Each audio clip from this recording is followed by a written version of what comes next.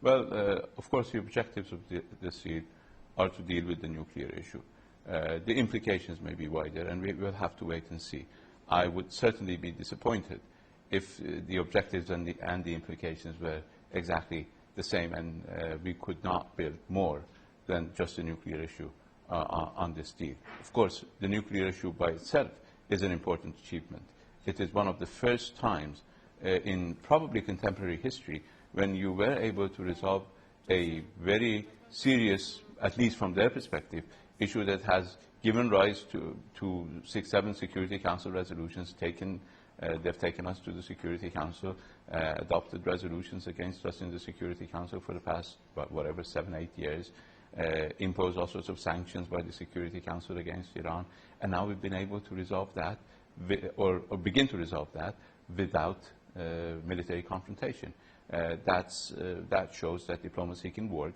Diplomacy can certainly prevail over threat, over coercion, and can produce better results because threats and coercion were used against Iran for so many years, for probably 3 decades. And it's 2 years of diplomacy, and 2 years of diplomacy trumped 30 years of pressure. Let's look at the deal. President Obama today talked about 24/7 access for the inspectors. He talked about inspections which are whenever and wherever necessary to the sensitive sites. Have you agreed to this intrusive regime of inspection? Well, that was his way of putting it. It's an international... How would you put it? It's an international regime that is established by the additional protocol.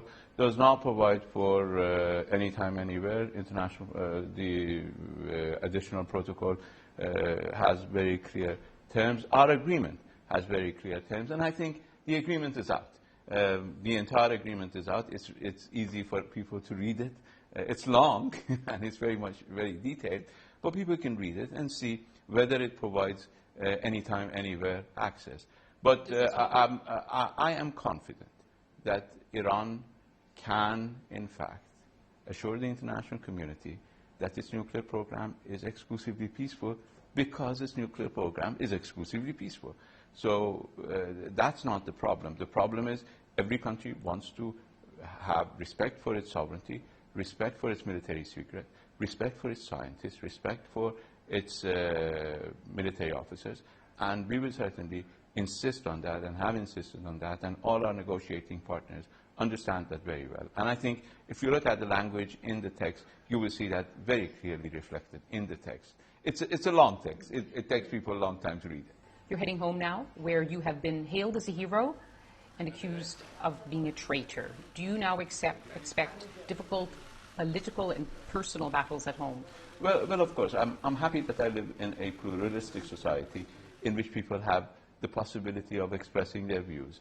A good number of people in Iran have a different view, do not see the world as I do, do not see the outcome of these negotiations as I do, and I give them credit for that, because there is a lot of mistrust, for good reason, of the way the West has treated us since 1953 onward, and unfortunately we haven't had many positive episodes of cooperation. I hope this one will start to make a different impression in Iran, that people in fact can have an agreement with the West, and the West is going to respect that agreement, implement that agreement, and start to dent that wall of mistrust that exists between us. At what point in these negotiations did you say, we've got a deal?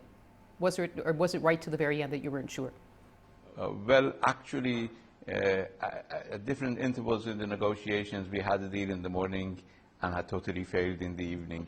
This was a very difficult negotiations, and part of it is because of this entrenched and compounded mistrust that we have built between ourselves mutually for the last 3-4 decades. And part of it was because the issues were difficult. Everybody had managed to entrench themselves in positions and situations that was very difficult to get out of. But I'm happy that reason prevailed, diplomacy prevailed. People exercised a great deal of restraint and patience and wisdom, and we are where we are, and I hope this will be a good beginning.